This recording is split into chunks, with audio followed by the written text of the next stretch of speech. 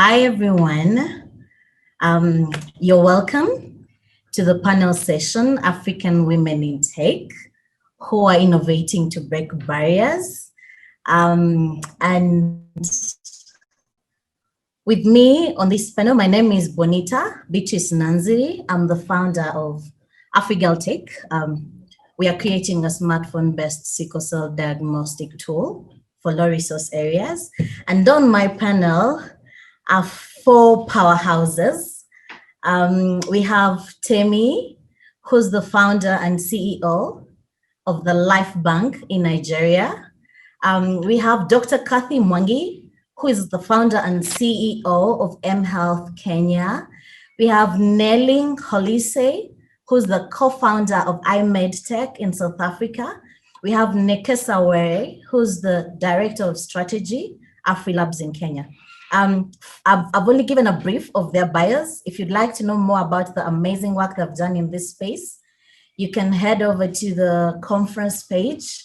It has a fully detailed bio of the speakers. Dr. Cathy, Nekesa, Nneile, and Temie, you're very welcome. Thank you, Bonita. Thank you for having us. Thank you. Thank you. Thank you. Thank you.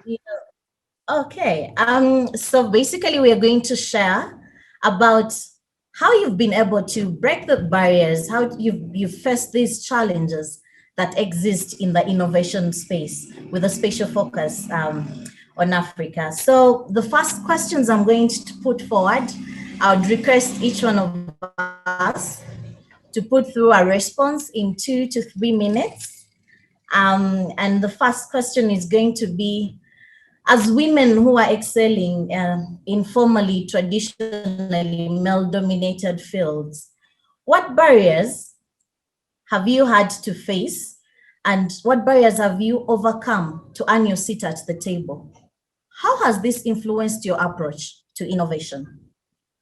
Dr. Cathy, do you want to go first? Okay. I think I sometimes feel like women have to work harder than men, a little harder than men, especially in the tech space. Being a woman, a mature woman with a husband and a family, sometimes work balance can really be a challenge because you have children you're raising, you have expectations from a spouse, and in addition to that, you're running a company and a business, and you need to be able to meet partners and to meet people to be able to run your business. We also have a lot of cultural and societal barriers.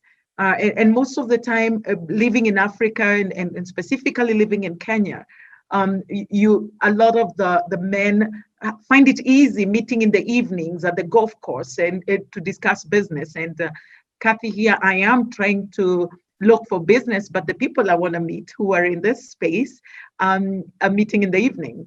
And so most of the time, maybe even the spaces that they're trying to meet, I may not necessarily be very comfortable meeting there.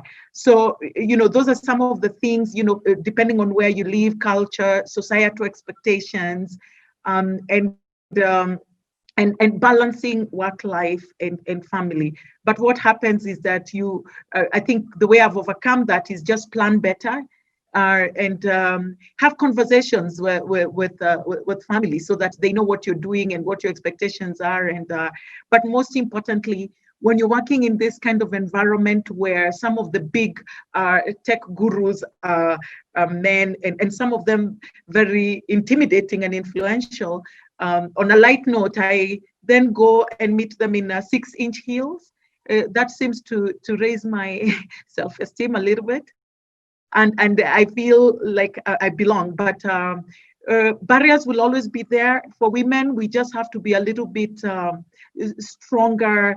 We need to be a bit more patient. And we should not be intimidated. I think, and that consistency will get you to the next level. Thanks. I think over. Thank you, Dr. Cathy. Temie, what are your thoughts on this? Thank you, Bonita. I think that my name is Temie. Thank you for having me. It's just an incredible panel of amazing women that I look up to. I love all your work across, this value chain, and I just think it's an incredible honor to be here today. I run a company called LifeBank, and LifeBank is a medical distribution company. We use technology and logistics to ensure that access to critical supplies like blood, oxygen, vaccines are available across Africa. And our work is really, really important to me. As a woman, Dr. Cathy mentioned, I'm a mother. I have 2 kids. I have a husband. I have a household to run. So there are lots of, and we're generally working in a male-dominated environment. Technology is male-dominated. Health is, healthcare leadership is male-dominated, and logistics is definitely male-dominated. And I think, when you even look into the data a little bit, you find out about 1% of, Black women, 1% of global VC spending, global venture capital spending across the world goes to, Black women, goes to women generally, Black people across the world. About 2.2% of venture capital goes to, Black, women. So when you take 1% of the resources going to people of color, Black people, and when you take 2.2% of venture capital going to women, you see that it's only a small percentage of resources available to women who look like me, who want to do important work, who want to do build technology, build businesses that really drive growth across the continent. And I think for me, how do I respond to that? I focus on the value that we're adding. I focus on the work. Like Dr. Cathy said, of course, there are places where deals are being made that you don't want to show up in. So I try to make sure that I am also making sure, talking to, women who are like me, who are running venture capital firms, having our relationships, and also trying to make deals in spas, in places where I feel a little bit, in coffee shops, in places where I feel a little bit more comfortable, rather than places where I don't. So I think for us, it is looking at what is available to us, where the women who are writing checks for women who are building innovation, and having those conversations with them in places where we actually also feel comfortable. So rather than playing to the gallery, I think it's important for us to also create our own ecosystem where we're supporting each other and building each other up. So much, Temie. Nekesa, what are your thoughts on this particular? Well, first of all, I agree with what everyone has said on the panel so far. Absolutely true. I think what I would add have been personal barriers. Yeah, and for me, the personal barriers have been one, that constant imposter syndrome, and 2, not being able to fully take credit for work that I do. And so to some extent, they are self-imposed barriers. But how I've been able to overcome them is surrounding myself with what we commonly refer to as tribes, or cheerleaders. And that really helps me when it comes to this imposter syndrome. And do I really belong at that table? Do I really belong on this panel? It's constantly reminding myself that I'm good enough, and also having women, especially, and some men that surround me and remind me that I'm good enough. So that helps me get over that barrier of the imposter syndrome. With regard to taking ownership or taking credit, many times women, say you're in a boardroom or say you're at a team meeting, and you're talking about a project that has just been delivered and was delivered well. As a team lead, women are going to say the team did this, we did that. But I'm learning to take ownership of that and own those wins and say, I did that. Yes, I did a good job of managing the team that delivered this project, but I did it. I'm awesome. Has been something that I found difficult to do, but I'm getting, much better at doing. Yeah, so those for me have been 2 major barriers that I'm constantly learning to overcome. Thank you so much. Nneile is going to give us our last submission in line with this particular question. I try to always be as short as possible, considering that there's been so incredible women that have literally said more of what I've always been thinking of. But to me, dealing with the barriers, one thing that you need to understand is that we are part of an ecosystem that was created without us in mind. So we need to find a way on how to fit ourselves into it. And in us fitting ourselves into that ecosystem, we are shaking so many people's worlds.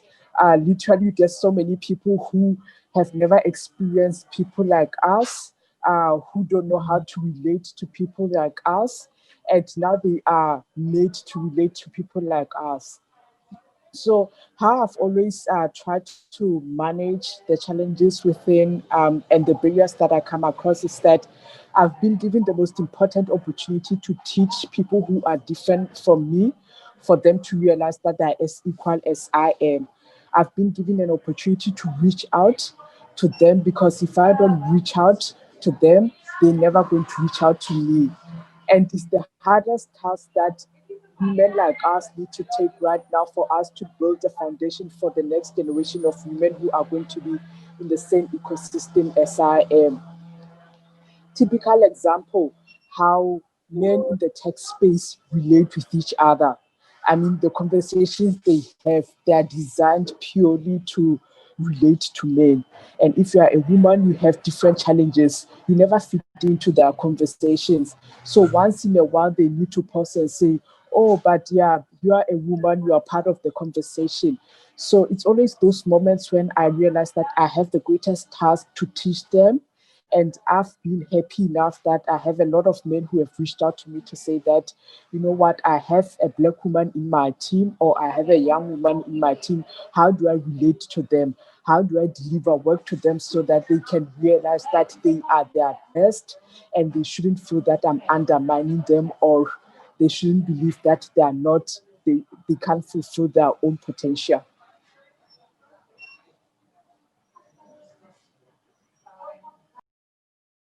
Thank you so much, Nneile. So the second question I'm going to implore us to think about as well is we have seen that technology has the potential to lift millions out of poverty and pressing healthcare challenges. As leaders at the forefront of developing tech solutions, what are the biggest opportunities you see for African women in particular to push the field forward?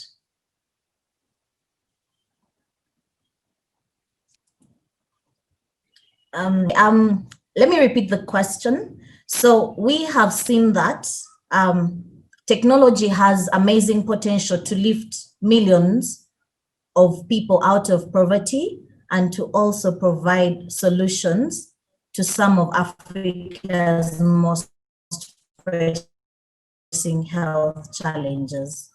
As leaders at the forefront of developing tech solutions, what are the biggest opportunities you see for African women in particular to push the field forward?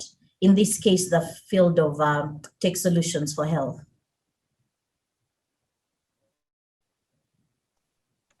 Do I start? Nneile, you want to go first, Cathy? Okay. You know, I've always had, Cathy, you want to go? Okay, you know, whenever we talk about technology, I've always had the belief that technology is not the source of driving Africa's development, but it's a tool that, when used correctly, can shift Africa to being a prosperous continent. So, and I think it's always important that before we talk about technology, we need to talk about how we need to empower women to start seeing themselves as leaders of critical development that we need to have in Africa. And when we have that thinking, technology just becomes a tool that is exercised well in us driving our goals for continental development. And healthcare is one very important thing, because I've worked in a sector with women affected by breast cancer, and I understand very well how we need to start having women be more committed towards the drive of development of solutions that could combat the scourge of breast cancer. Because if we aren't going to do it in the next 10 or 20 years, a lot of African women are going to lose their lives to an illness that can be mitigated as early as possible. So as we start to move women within the healthcare space, we need to start first by talking about how women need to start caring a lot more about the challenges in healthcare that affect women a lot more. Access to blood, access to surgical equipment for them to save their lives, access to reproduction healthcare that helps save a lot of women, particularly a lot of women who are pregnant and don't have that access to healthcare. So as we start making women more compassionate, women learning to ideate, women learning to take risks, for them to say, let me contribute towards the overall development of the continent. Technology will just serve as a tool to push those ideas, those solutions, and for them to become scalable.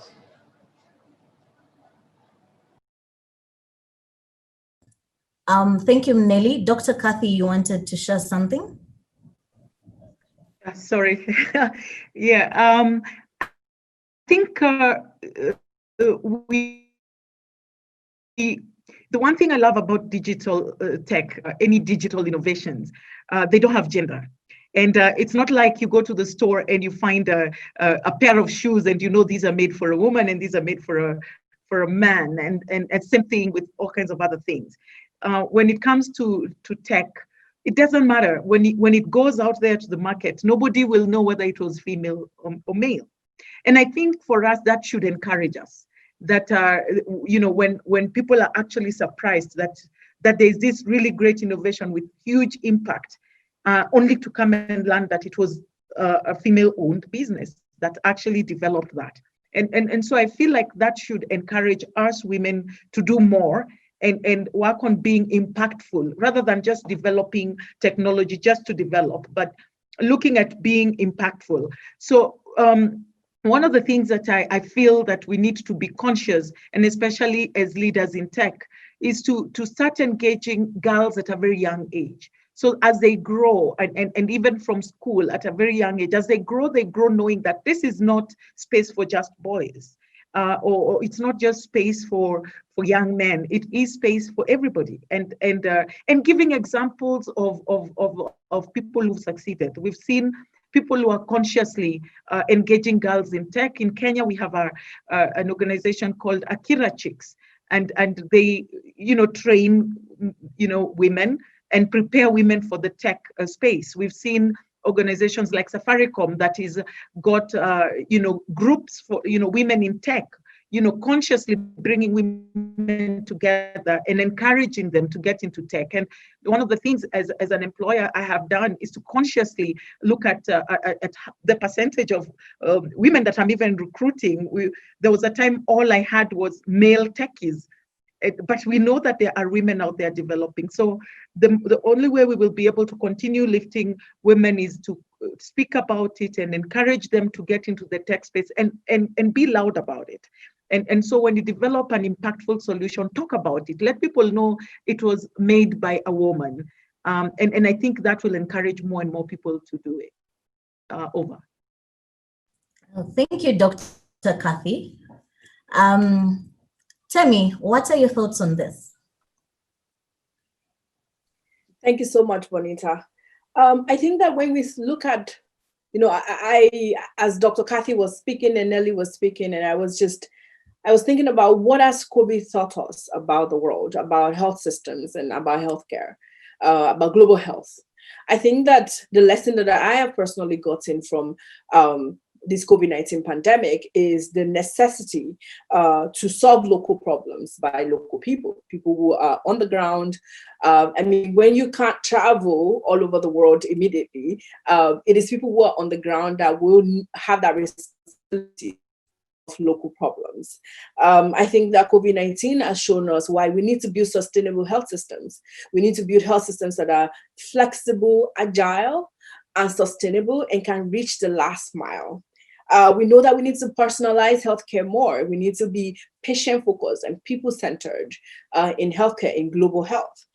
We know that we need to support front lines of healthcare workers, people who are on the front lines, people who are seeing patients, people who are in the villages, the community health workers. We know that we need to support them and build an ecosystem that makes their work easy and that also keeps them safe. So if we think that those are the 4 critical lessons we've learned from COVID-19, how can women build innovation to support these kind of things? I think if you look at women, if you look at the kind of work women do, if you look at how much embedded in communities a lot of women leaders in global health are, I think we'll realize that it is actually these women, it is us that are going to have a better chance of solving these problems, for the long haul. We are sort of actually, I like to say we are the ones we've been waiting for. And I think this age, COVID-19 has shown us that it is women that we've been waiting for. It is young women who are doing critical, impactful, focused work in the community. It is our community health workers who, stand in the line and help people in the last mile. It is women who understand patient-centered care, because often it is women who are stuck, serving and helping patients directly. And it's women who are on the ground, in these communities, embedded deeply in these communities. So I believe deeply that COVID-19 has shown us the critical importance on the work that women generally are called to do, why they are so important. And for me, what is missing, I keep going back to this. It is, are we funding women? Are we funding local entrepreneurs? Are we giving them the resources to scale their innovation? Because I don't think the conversation is about women should be innovative or women should start businesses that are innovative. I know and I believe and I see that we're already doing that. Nneile is doing it in South Africa. Dr. Cathy is doing it. Nekesa is doing it. We're all doing this critical work on the ground. What we need and what is lacking is that investment, that trust within global health, funding apparatus, within venture capital apparatus. It is like people who will back us and say, I believe in your work. I want to invest in your work and I want to see you grow. So for me, I think those are really the critical things we need to really solve and bring out to say, who are we funding? Are they the women? Are they the people who are doing critical work on the ground? Work that are impactful, work that are, for us at LifeBank, we're building this agile, focused supply chain system that can deliver critical supplies from ports right to the clinic. So how are we supporting this kind of work? How is the global health community supporting the innovation that women already have created? Thank you. Thank you so much, Temie and Nekesa. Yes, over the last several years, maybe 5, perhaps 10 years now, what's really been the conversation that we're having when it comes to tech and innovation is the fact that it has to have empathy if it's going to be scalable, if it's going to be resilient, right? And so you need to be talking to the users to understand what they want to see in that product and how they want to interact with it. And this is a great opportunity for women to get involved in that process, to actually shape the future of products and innovation, and how to use it and what they want in it. I remember a few years back when I used to work with an innovation space based in Kenya, we had a client come in and say, we have this brilliant product that's meant to support women as they get out of violent homes, and it just gives them an avenue, it gives them a safe way to get out of those spaces, but they're not using it. We've tried this kind of platform, it has this mobile application, but they're still not using it and we don't understand why. And so we said, but have you asked the women why they're not using it? And they said, well, maybe they're too scared, they're in a messed up situation, they don't know. So here we are, we're trying to help and they're not using the product. And so we went with them into the field to the location where they were trying to deploy this solution. And we actually spoke to the women. And you won't believe what the eventual solution that we came up with was when we finally iterated it to a way that it worked. It wasn't about the website. It wasn't about a mobile tool. We basically took paper and pen and a kind of repository into the public toilets and just had those sitting there. And what it really was is that the women they didn't have mobile phones to begin with, or they were afraid that someone would see them, trying to get online and so on to report instances of violence. And so they just needed a safe space to be able to report it. And what's a safer space than walking into a toilet, finding a pen and paper and giving your details and then waiting for someone to help extract you. Right, so there's really a lot of empathy and a lot of need for more voices, for tools and solutions, and I think women have a critical role to play there.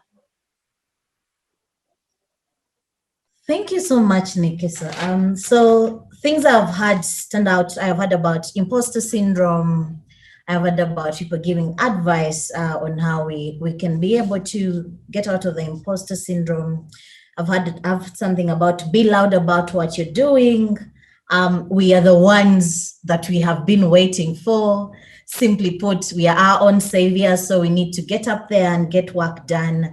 I want to thank you so much. So at this point, I am going to focus on our individual, on us and the kind of work we do. So let me start with you, Nekesa. So it is very clear that a lot needs to be done in the environment, and in one of your previous interviews, you have said that it is difficult being a Black, sorry. So Nekesa, you've worked in Africa's tech space for over a decade. Have you seen any shifts in attitudes towards greater gender inclusion in tech? And if you have seen them, in what ways can technology itself help us address the issue of gender equality? Yeah, I was wondering who you were describing. It it definitely wasn't me. But you're right. I have been in the tech space for well over a decade now. And I think for me, there have been two major shifts. There have been several, but for me, there have been two major ones. And one is in the fact that you're having a lot more conversations about including women, or rather gender inclusion in tech.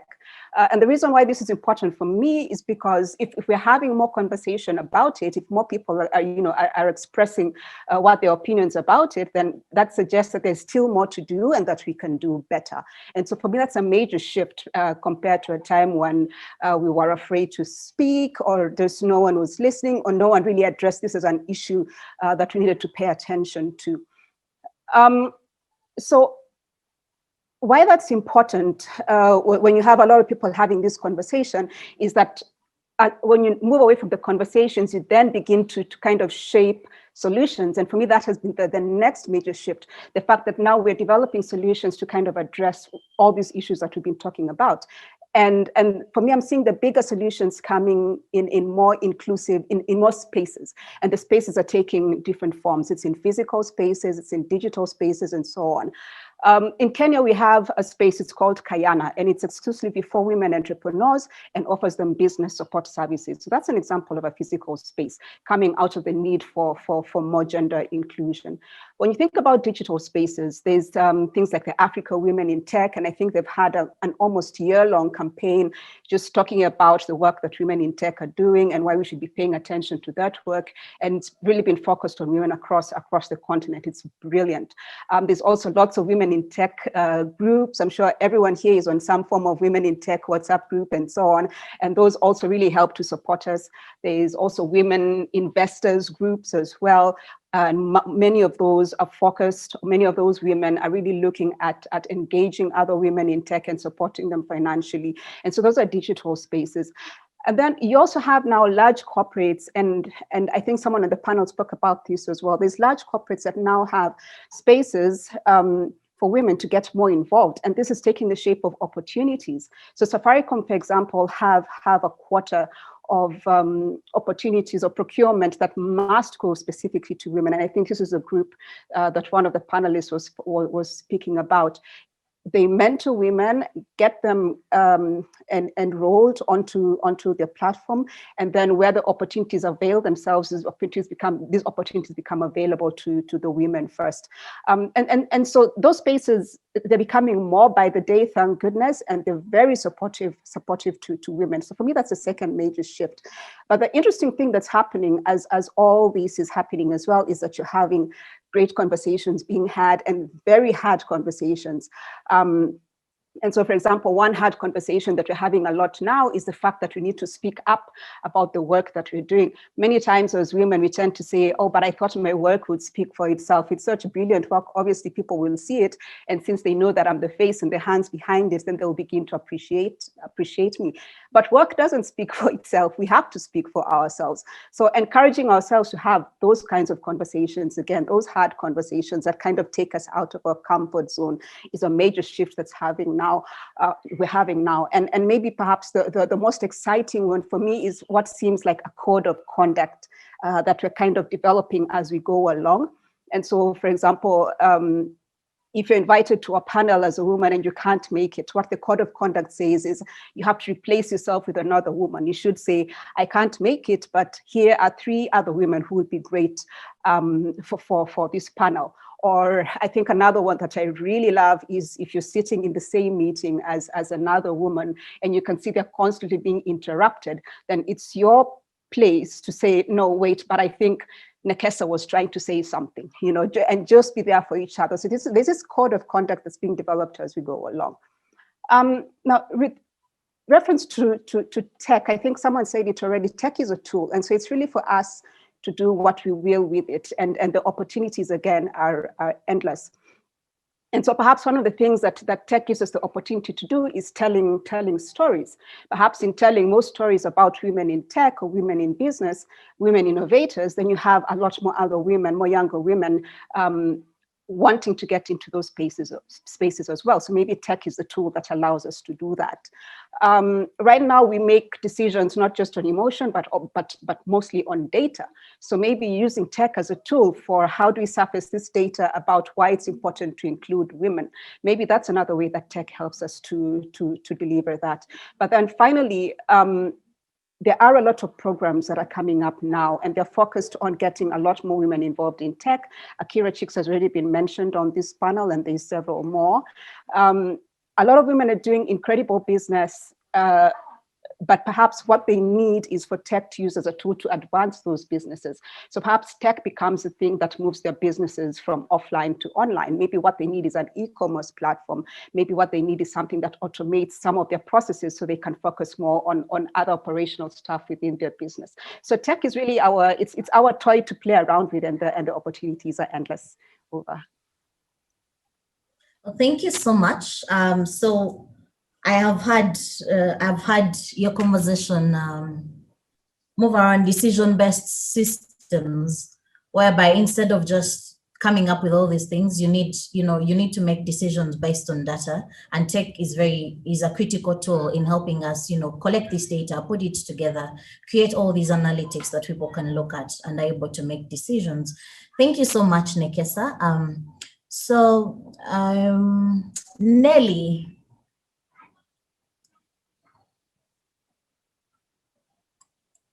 Nneile, are you here? So in one of your interviews, you mentioned that it is very difficult being a Black woman in medical technology. You also mentioned that you have had to work even harder to prove your worth. And I think Dr. Cathy reiterated this as well. You've also stated that there are very few success stories of Black women in the sector. Do you see this changing at all? And what are the greatest opportunities for change do you see in this case?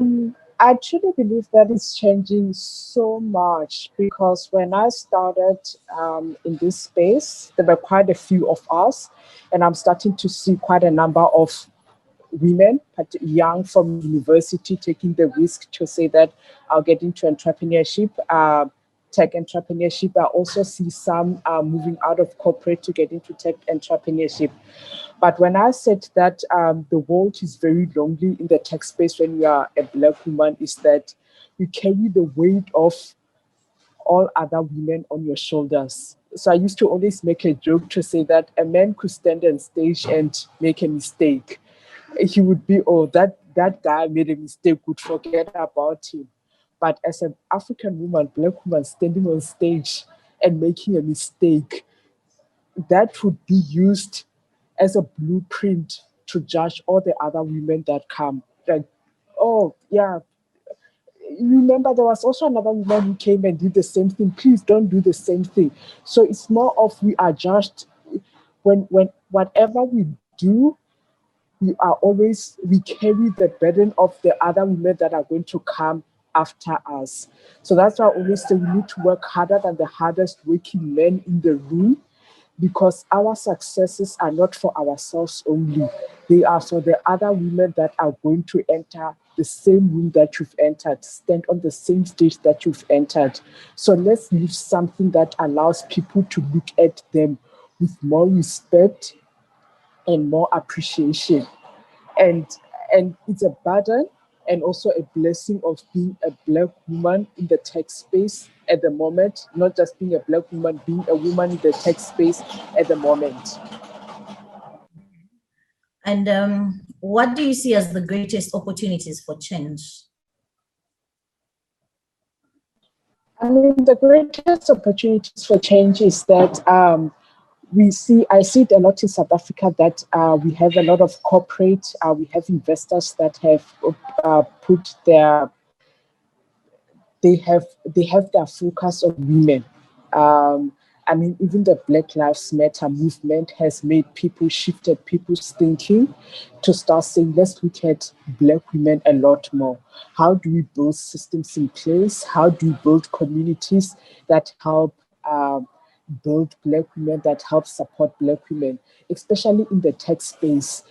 We are seeing a lot of capital that is being deployed to women of minority, Black women, we would say. We are seeing a lot more resources, technology resources that are being dedicated. So companies that have the means are making a radical decision to say that we are going to support African women, because they have realized from the successes of a few Black women, given the opportunities, how far they went. I mean, women like Temie, how far she's gone with LifeBank Nigeria. It's a testament of, if we get another Temie, if we support them in the same way we supported Temie, imagine how many LifeBank Nigerias are we going to have? You know, how many Soup Souths are we going to have within the continent? So I appreciate how a lot of investors have taken that radical decision to go for a Black woman, to give them attention as much as possible. Thank you so much, Nneile.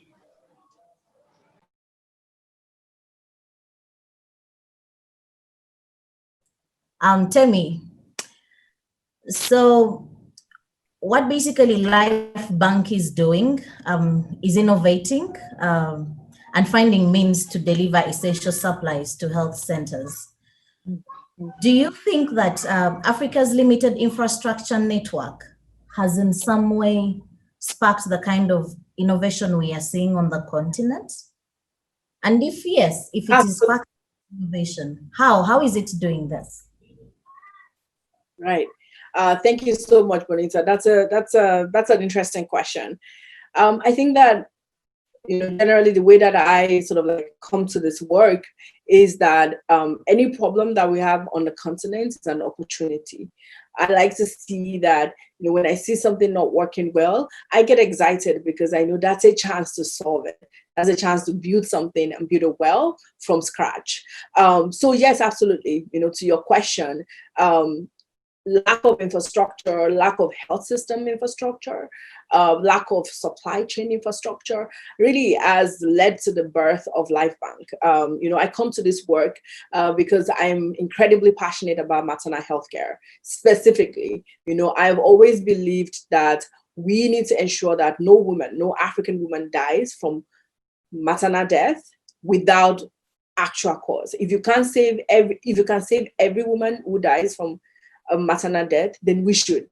And when we look at postpartum hemorrhage, which is the problem that actually started LifeBank, postpartum hemorrhage is the #1 killer of women in childbirth in Africa. Every country across Africa has the problem.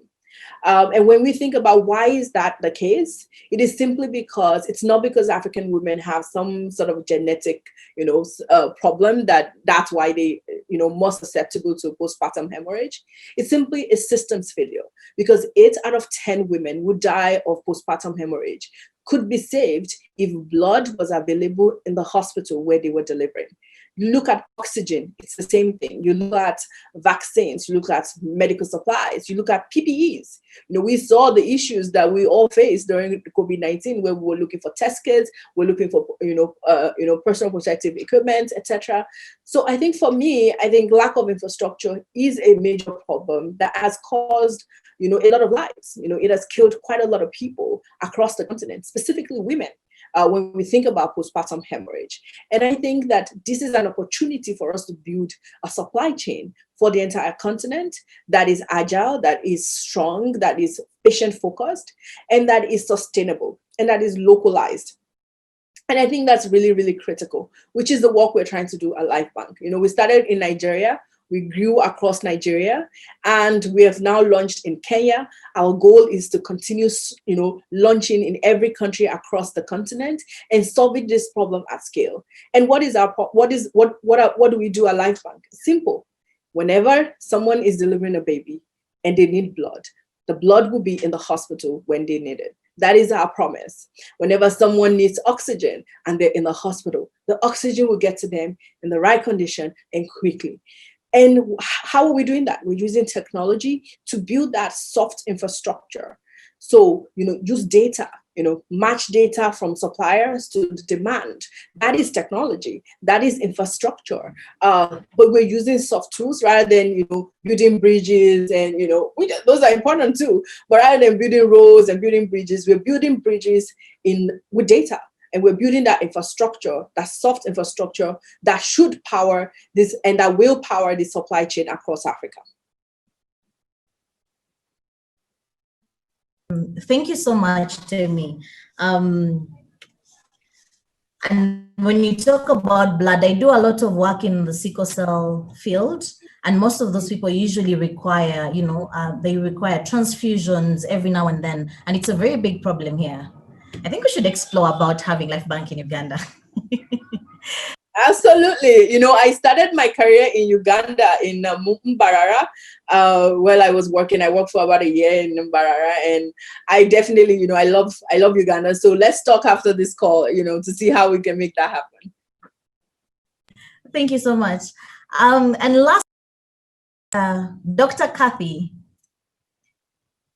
you have been working in the health and tech space for over 2 decades, and you have witnessed the evolution of the tech sector in Africa. What do you think governments and companies need to put in place to encourage greater participation of women in technology? Earlier, you mentioned about attacking them when they're still young, providing mentorship when the kids are still in school. What do you think the government, what kind of policies should they think about?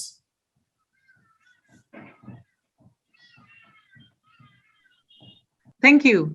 When you talk about 20 years, 2 decades, it makes me feel quite old, but I am that old. So, thank you so much. And I honestly feel that that we've started. We are on our way there. It was quite exciting to see 3 days ago we had the International Girl Child Day, and the theme then was "My Voice, Our Future," and it's exciting to know that people now are being conscious, and we can now. We have space to include or to make governments aware of the needs of the girl child. So I think one of the things that governments or companies need to think about is we can no longer have workspaces that are not inclusive. you know, be it technology or you know, whether it's in health or anywhere else, agriculture. We cannot afford to ignore the or to have spaces that do not include the girl child. But most importantly, I think there needs to be there needs to be a conscious effort, and that conscious effort needs to be made either from coming up and looking at policies, whether it's company policies, whether it's government policies. You know, some governments still have old policies. We need to relook at them and see what the gaps are, and then figure out how we can address those gaps. It was interesting when I was listening to Nekesa when she was talking about the app and you know, that's supposed to be supporting you know, gender violence, and all you needed to do is talk to the women. You know, not too long ago there was a conference for women that was being advertised, and all the panelists in the conference were men, and it was right here in Kenya. And so if you do not include us, how will you know? And she talked about empathy. You know, if I'm not saying men should not develop apps for family planning or for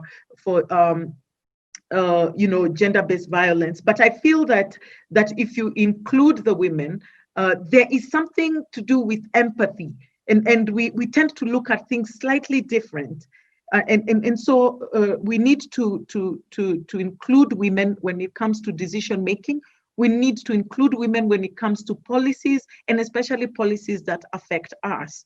And that way, you know, you come up with solutions that are holistic. They include everybody, and are not very biased towards the male gender. So just being able to identify those existing gaps, and being able to not just identify them and put them in a whiteboard somewhere, but find out, you know, how do we solve them? And that's where now women, you know, women leaders who at least have a spot on the table can now push towards solutions to those identified barriers. And I think we've started. I mean, there are so many platforms out there. There are so many organizations out there that are making a conscious decision, even male-owned organizations. So I think we are heading there, and we just need to continue, again, like I said, speaking about it and being conscious on involving women in not just decision making, but even in those in making and having women participate in policy decision making. Over. Thanks. Yeah, thank you so much, Dr. Cathy. What I'm hearing is human-centered design or user-centered design, of understand what actually the user needs and design for them. So there is a question for you.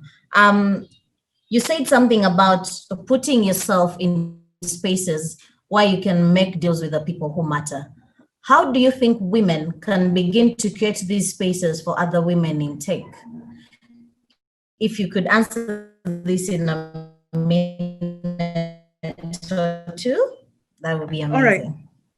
Great. So I think a few of those have been alluded to in our previous conversation. Just having, we could start maybe even having community of practice where women can come together and we all get to learn from each other.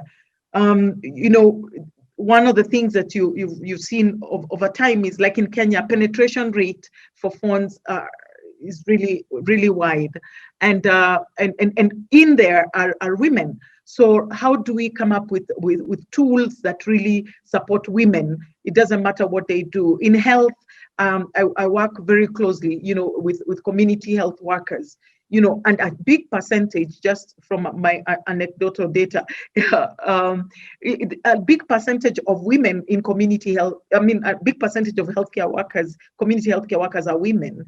You know, how do you bring together platforms that make women work better, for example?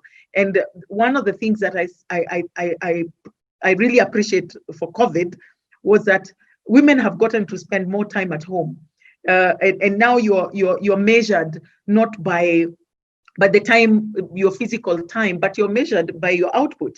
So if I decide that I'm going to work with my children in the morning and then spend my evenings from 8 to midnight or from 8 to 2 o'clock working, that's my business, but at least I know that I am going to produce.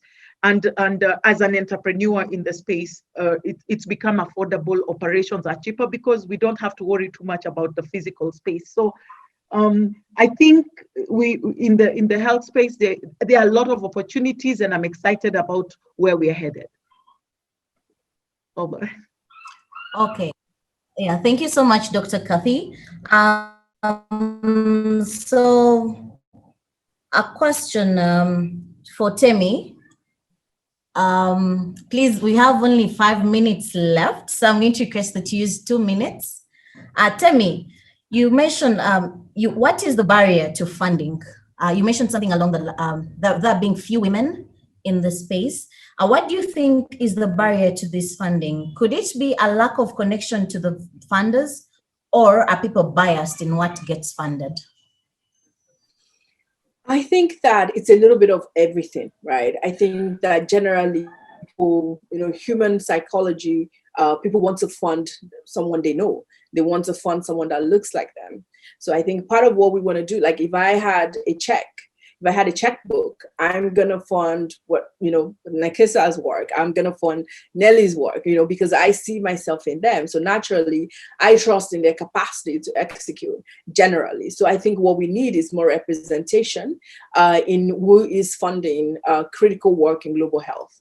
I think also as women and as women of color, Black women on the continent, African women, I think one of the things we need to do is, like, I think it was Nekesa that was mentioning it, is to, toot our own horns, tell everybody we are awesome and how awesome we are, and the work we're doing, let people know.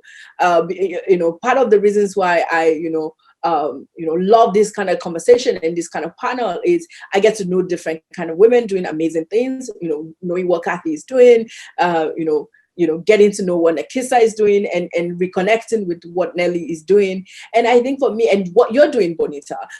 So I think this kind of conversation, allows us to sort of like tell the world what we're doing. We have a lot of audience, people who are listening to us, and we're very clear on the excellence of what we're doing and the elegance of our work.